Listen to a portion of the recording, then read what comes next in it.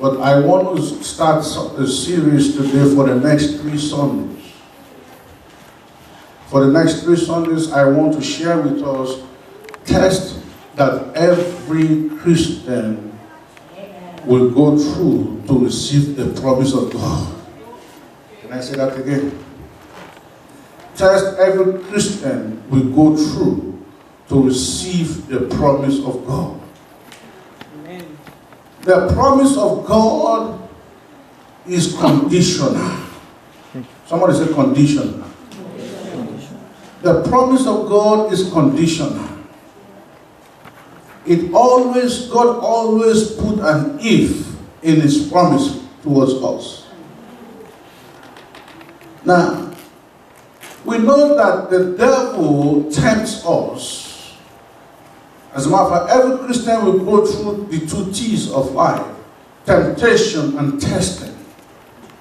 Temptation is of the devil, and the purpose of temptation is to make us fail, is to make sure that we don't be who God has called us to be.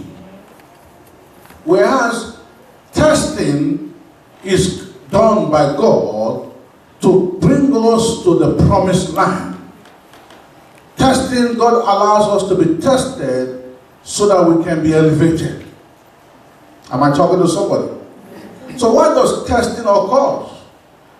Testing occurs so that we will not forget God. Testing occurs so that we will learn to trust God. Testing occurs so that our faith in God will grow stronger. Testing occurs so that we would have a platform from which we could minister to those who are around us. I came to one realization, and even though when I come to it, I'm still struggling with it. And the realization is that God is more interested in our character than He is in our comfort. Let me say that again. I didn't say God is not interested in our comfort. I say He's more interested in our character than He is our comfort. You know, the truth is that man cannot see his weakness until situation reveals it to you. Am I talking to somebody? Amen. You never know how weak you are until you are faced with certain situation. You never know whether you are impatient unless something is hindering your progress. You never know whether you have pride unless you are forced to do something menial. Everybody wants to do something great.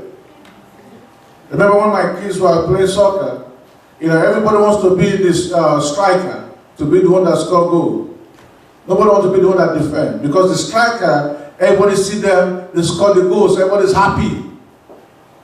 As a matter of fact, I know a pastor that before he ordains anybody as a minister, he sent them to the toilet ministry to go and clean the toilet. You never know whether you have pride until somebody tells you to do a menial job. You never know whether you are stubborn until you are forced to do something that you don't desire. You never know how your faith is until you are required to do more than what you are able to do. If I ask anybody here that are you engaged in idolatry, I presume many of us will say no. That I serve God, I don't have idols. But idolatry is revealed when we are required to sacrifice those things that matter to us. Because idol is anything that you raise above God. So we never know whether you are an idol worshiper until when God is in need of something that matters most to you. Immaturity is revealed when we can't have our way. Because maturity will always let go, but immaturity sometimes will hold on to stuff. Self-will is revealed when we're required to do something against personal ambitions. Self-centeredness is revealed when we are forced to serve others. The fact is, testing is unavoidable. Testing is continuous. Testing, whether we like it or not, is necessary. Testing is productive. Testing will influence things. And like I said earlier on, testing is crafted by God. But there are some dangers that happens when we are being tested. There's some dangers that happen. Some people become disillusioned. Some people become distraught. Some people become distracted. Some people become hungry. They get hungry. Some people become bitter. Some people, they become hardened. They harden their hearts. Because testing, when we're going through the testing phase, when you're in the midst of that testing, your heart can get hardened if you're not careful. Am I talking to somebody? So, because of time, I will share only one with us today. And next week, I'll pick it up and double and triple up because I think I have about 9 that I want to share. Now, the first one, not in any particular order, is what I call the wilderness test. Tell somebody the wilderness test. Turn your Bible with me to the book of Deuteronomy, chapter 8, verse 2 and 3. Deuteronomy 8, verse 2 and 3. If you are there, say amen. If you are not there yet, say amen. If you have no plan to get there, say amen. If you are watching this stuff on the screen, say amen. Amen. It says, and you shall remember that the Lord your God led you all the way these 40 years in the wilderness to humble you and test you, to know what was in your heart, whether you would keep his commandments or not. Verse 3. So he humbled you, allowed you to hunger, and fed you with manna which you did not know, nor did your fathers know, that he might make you know that man shall not live by bread alone, but man lives by every word that proceeds from the mouth of the Lord. Let's quickly go to verse 16 and 17 of that chapter 8. Verse 16 and 17. It says, who fed you in the wilderness with manna, which your fathers did not know, that he might humble you, that he might test you to do you good in the hand. Verse 17. Then you say in your heart, my power and the might of my hand have given me this wealth. What is wilderness? Wilderness is defined as a desert place. A place that is uncultivated. A place that nobody lives in. Wilderness is defined as a state of disorder. Wilderness are places of difficulties. They are places of pressures where you experience the pressures of life. Wilderness are places where you get insufficient resources. You have a dream, you have a goal, but there are no resources to get there. Everything around you is dry. You can't even get help from nobody. Wilderness is where you face your stiffest oppositions. But if wilderness is all of this, why then do God allow you and I to go through this wilderness test? The scripture we read in Deuteronomy chapter 8 tells us this. It says to humble you. To humble you. To prove your character. So you and I can say, I'm a good Christian until somebody dangles something in front of you. You know, wilderness, we go through wilderness so that the Lord can teach us that you do not only survive by bread, you need more than bread to survive. You need God. We go through wilderness to discipline us for maturity or self-control. When things are dry, When all that you know of does not work for you, when you're facing opposition left and right, when nobody will give you a break, that's when you know you're in the wilderness test. Now, what else do we go? We go through wilderness test to reveal to us that it is not our own strength that prospers us. That is not our own strength that prospers us. That whatever and whoever you are is not your doing, it's the grace of God. Am I talking to somebody today? But you know, even with the wilderness test, why God allows us to go through this test of dryness? A test where, a time where everything is difficult, everything is hard. But don't be fooled. There's blessing in the wilderness test. Oh, am I talking to somebody here? There's blessing in the wilderness test. And part of the blessing is that it's in the wilderness test that we see the supernatural work of God. That's why we see God doing something that you know it's not anything from you. I shared with us many times here. In 1993 and 94, I was in Nigeria. I had a business. And I heard the Holy Spirit told me, son, March 4, 1994 must not meet you in Nigeria.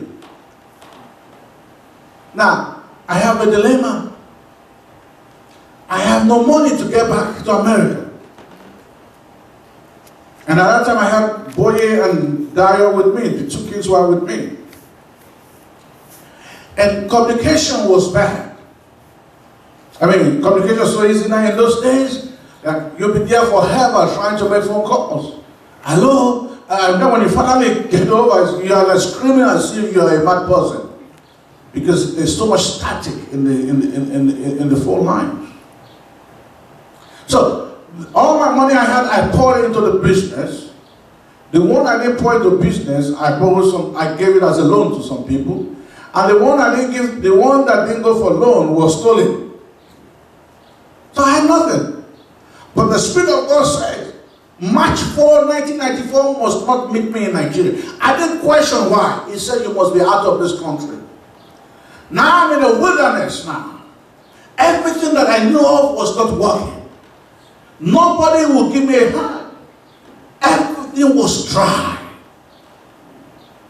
Then one day, now I couldn't even get to be able to call my wife. She wasn't America, but because the communication was just bad. And I had a week and a half left for March 4 to come. And I remember that day I came back from work. And the place I was staying, I came and they said, oh, your wife called on this phone. I said, that's a lie. This phone has never worked. She says, it's never worked. They said, she called. She said she'll call back. I said, you're right. I went out, came back again in the evening. They said, your wife called again. I said, you people stop this nonsense. Stop this nonsense. They said she said she would call back again. So I said, you know what? I will wait here. So I stayed, I was security guard watching the phone. And then sure enough, the phone rang. And sure enough, it was my wife. And guess what she said? She said, dear, I know you're going to be mad at me, but please don't take offense. I have prepared your ticket and the ticket of the children to come back to America. And the flight will be leaving in 3 days. And when I hung up the phone, that phone has not worked till tomorrow. Supernatural work of God. That you know it is not you. It's in the wilderness that we encounter that. It's in the wilderness that we receive assurance of the care of God. Now many of us like to say that, yet though I walk into the valley of the shadow of death, say what? I will fear no evil. But you have to understand, when we go through that wilderness test, That's when we know that we have the assurance of God. You know that whatever you do is not even you. God is involved. Amen. It's easy for you and I to say God is good when everything is good. Everyone understand what I'm saying? Amen. But when things are not working the way it's supposed to work, when you're facing a position left and right, front and back, how can you still say that the Lord is my shepherd? Amen. Am I talking to somebody today? Amen. It is in the blessing of the wilderness test is that we also receive assurance of the power of God.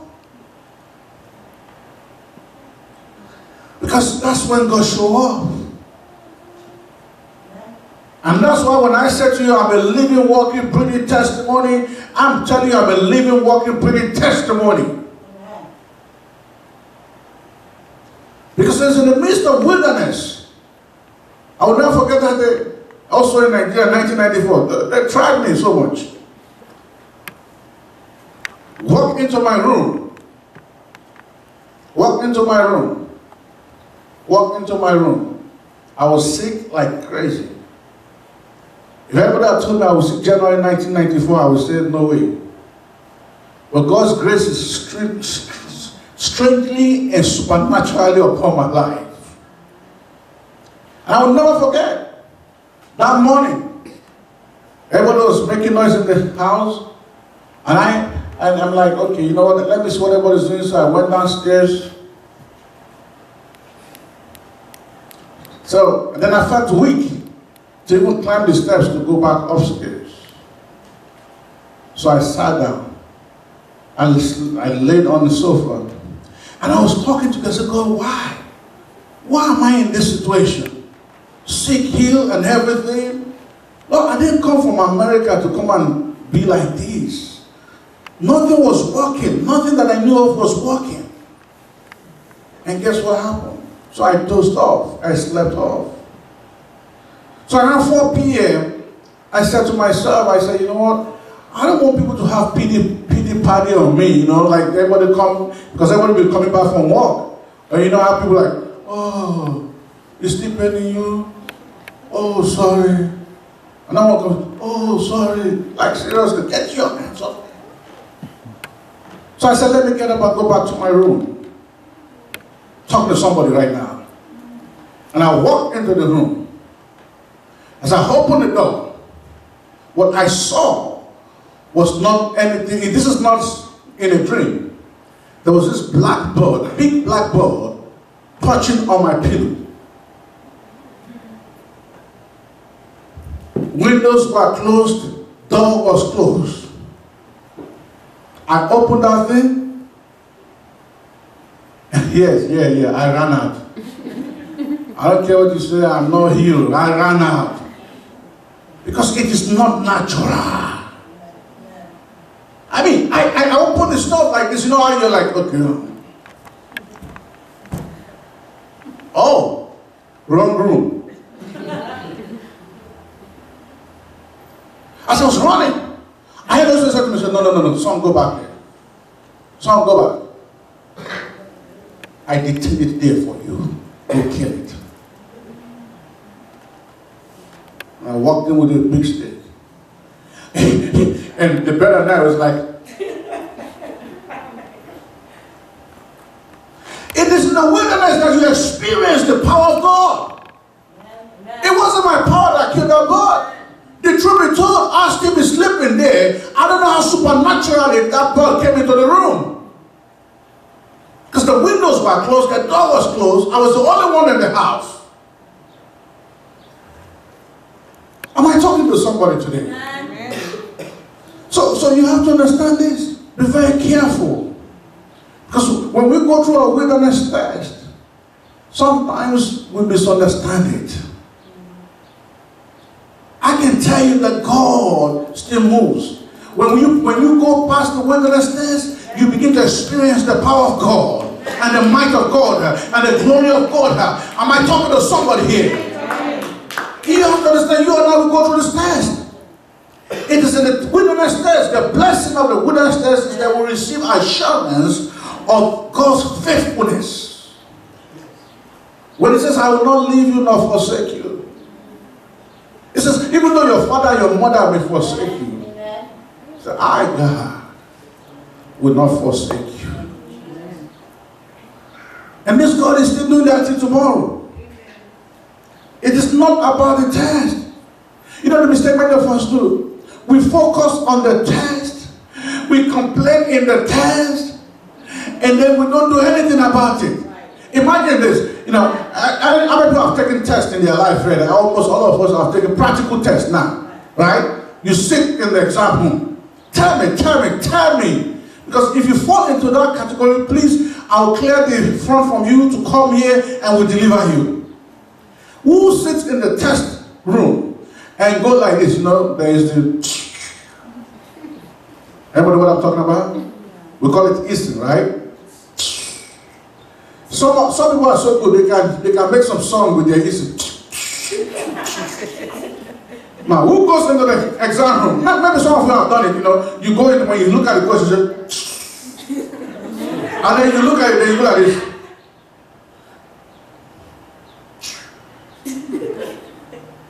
Right? Yeah. Then they talk to you, go like this.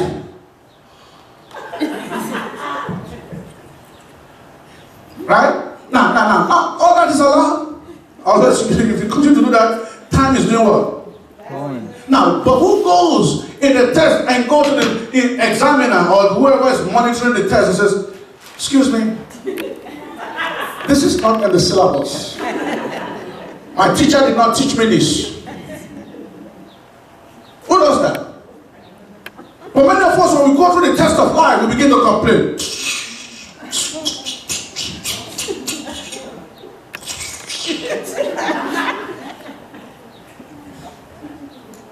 And then we wonder why we fail. We wonder why the devil takes the upper hand. Test is a test. It's what you do in the test that makes the difference. Amen. So I will look unto Jesus, or the author and the finisher of my faith. Psalm 126 says, where does my help go? It comes from the Lord. It's not about the test. We are going to go through tests left and right. It's what you do in the midst of the test that makes the difference for you. Am I talking to somebody today? Amen. So you're going to go through the wilderness test. Amen. Things will become dry all of a sudden. The one that used to help you may say, I'm not helping you anymore. The one that says, okay, don't worry, I'll hold your back, may say, I'm not holding your back anymore. Everything may begin to oppose you. Everything may begin to stand in your way. Well, understand this. There's always light at the end of the tunnel. That this God that we serve will not leave you. He will not forsake you. He will continue to hold your hand. He will continue to strengthen you. He will continue to make a way. He will continue to lift you up. He will continue to elevate you. But when you begin to complain and murmur in the test, the people will say, well, I'm murmuring in the wilderness, and God just abandoned them for the next 40 years. Like, you guys are not serious. The test means something. It is, you know, many people will say, you know, God knows in my physics class, I try to tell the professor, trust me, I understand it. Just trust me. Then he said, Frank, I trust you, but you're still taking the test. I said, no, I understand relativity, prism, line, reflection, angle of refraction, reflection. He said, yeah, I understand, but you're still taking the test. Why? So that I know that you know it. Take my word for it, I know it. Because I don't need it, so no, you're taking it. That's how God is. You don't need it. You think you don't need it. But God is the source and the creator of our life. He knows that we need it. Am I talking to somebody today? So let's begin to check ourselves. Begin to check yourself. We're going to go to the wilderness test. I pray we will not fail it.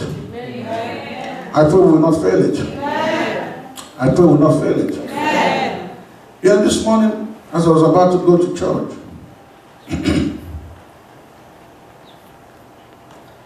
I began to think about snakes. Why? I don't know. Good. And I remember a couple of months ago, I was watching different videos of snakes. I don't know if anybody watch videos of snakes. Maybe I'm the only weird person here. God help you. And do you know that there are snakes that will swallow a whole goat? Alligator too. You've not seen it? Google it. Snake. And this is not fake news. Google it. You'll see it. And go on YouTube. You'll see it. And you see that snake is like this big. And you'll never imagine that that snake is capable of swallowing something this big. There was a snake that they had to take a child out of it. They cut it to remove a child. Am I talking to somebody here? Amen. Never underestimate the people around you. Amen. Didn't catch that. Amen. Amen. This is a freebie for you right now. Everything could be fine when it is fine, but the moment the person decides to deal with you, never underestimate what and the length that they could do. Amen. Therefore, I pray for somebody today. If there be people around you, the wolves in sheep clothing, may the fire of God expose them, amen, and send them packing. Amen. Your amen is very weak. Amen. As a matter of fact, whether you say amen or not, I exercise my authority as a shepherd in this house. That whether you like it or not, whoever wolves in sheep clothing, the one that have been assigned to damage your destiny, the one the enemy have put in charge to manipulate your development, I pray today, let the power of God scatter them by fire. Amen. Separate you from them. Amen. You know why? Because you can only go as far as the people around you. Amen. You didn't catch that? Amen. Nobody caught that. Amen. You can only go as far as the people that surround you. Amen. If you have the wrong people that surround you, when you are going through the wilderness days, you will fail. Am I talking to somebody?